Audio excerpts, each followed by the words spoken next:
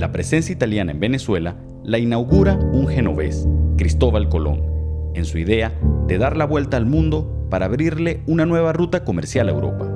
El nombre de Venezuela es otro aporte italiano, de parte del florentino Américo Vespucio, en su evocación sobre el Golfo de Venezuela. La presencia italiana pasó de la empresa colonizadora a las campañas libertadoras. En el Panteón Nacional descansan los restos de Carlo Castelli y Agustín Codazzi. Castelli destacó en la batalla de Carabobo y Codazzi, además de su participación militar, se le debe la sistematización moderna de los datos geográficos de Venezuela. Sus obras se volvieron las principales referencias en la materia durante casi un siglo.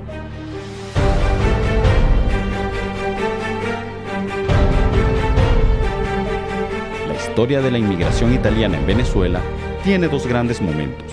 El primero, en 1860, cuando la península buscaba la unificación de su territorio y la figura de Giuseppe Garibaldi descollaba por el mundo. En su paso por Sudamérica, trajo consigo emigrantes seguidores de sus tentativas revolucionarias.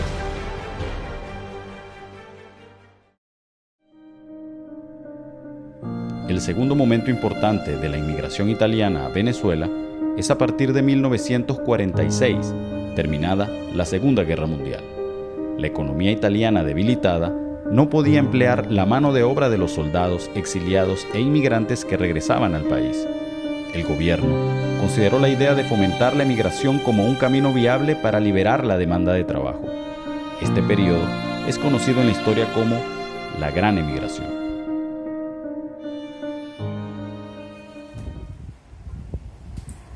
Este es cuando salíamos por el barco que veníamos a Venezuela. Esta es mi mamá en el negocio aquí en Barquisimeto. En esa primera venida de su papá a Venezuela, usted dice que no sabe exactamente por qué se vino. Creo que usted me había comentado otra vez de que buscando una mejor condición económica o buscando... No, evidentemente Italia estaba saliendo de la reconstrucción económica de la Segunda Guerra Mundial. Mi papá realmente estaba bien, tenía una fábrica de escoba, incluso con empleados egipcios en la casa, atendía comercio, tenía una actividad que se desempeñaba bien, pero sin embargo, decidió probar salir de Italia porque ese fue un momento en que muchos italianos estaban saliendo buscando mejoría. Marcos Pérez Jiménez estableció una política de puertas abiertas para los inmigrantes, promulgó una ley de naturalización y promovió la inmigración europea con la visión de incorporarlos en el proceso de modernización e industrialización de Venezuela. Entonces él decide nuevamente venirse a Venezuela con mi hermano mayor y efectivamente sale a mediados de 1955, principio del 56, finales del 55, principio del 56, salen nuevamente para Venezuela. Y allí es que comienza mi padre a hacer su vida montando un abasto y una fábrica de escoba. Sale un programa del gobierno venezolano que se difundió en aquella época mucho en toda parte del mundo. Llegamos a La Guaira, nunca se me olvida, porque esos recuerdos sí a veces son muy penetrantes. A las 3 de la tarde del día 3 de marzo a La Guaira. Me llamó mucho la atención, sobre todo en la noche, los bombillos de las montañas, la montaña iluminada, ¿no? Y yo lo asocié como el pesebre, como que parecía un pesebre. A la salida de Marcos Pérez Jiménez, la política inmigratoria venezolana se orienta hacia la selectividad y facilidades para la naturalización. Poco a poco, finaliza la política de puertas abiertas y en 1961 la Constitución deja sin efecto la inmigración para los planes de población y desarrollo agrícola.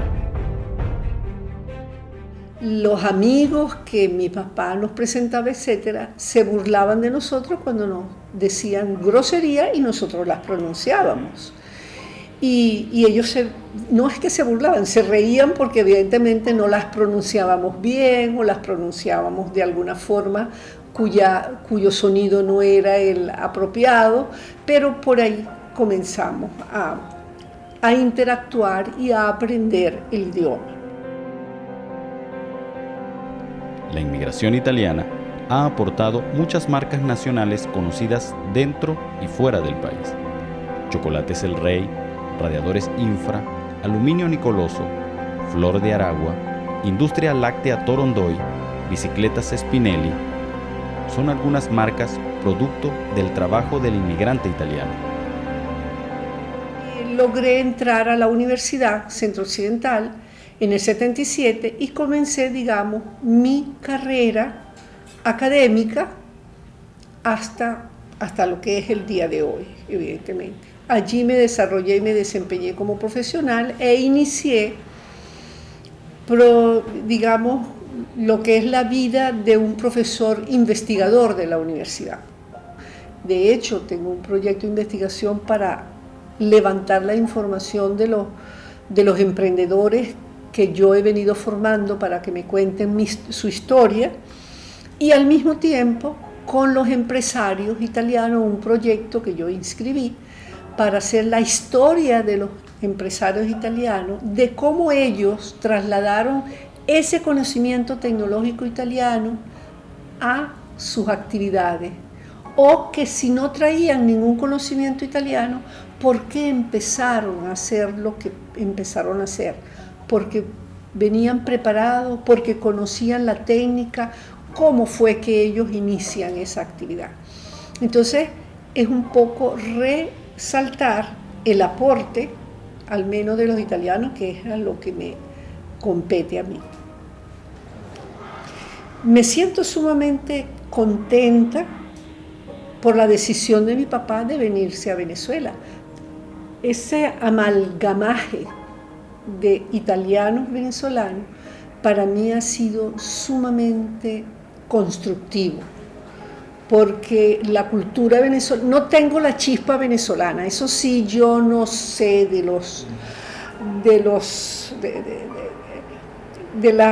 la forma de expresar de algunos chistes, no los entiendo a veces, otras veces sí, pero esos giros idiomáticos a veces no los capto, otras veces sí, pero eso me ha hecho crecer, digamos, ese amalgamaje de italianos con venezolanos me ha hecho crecer muchísimo.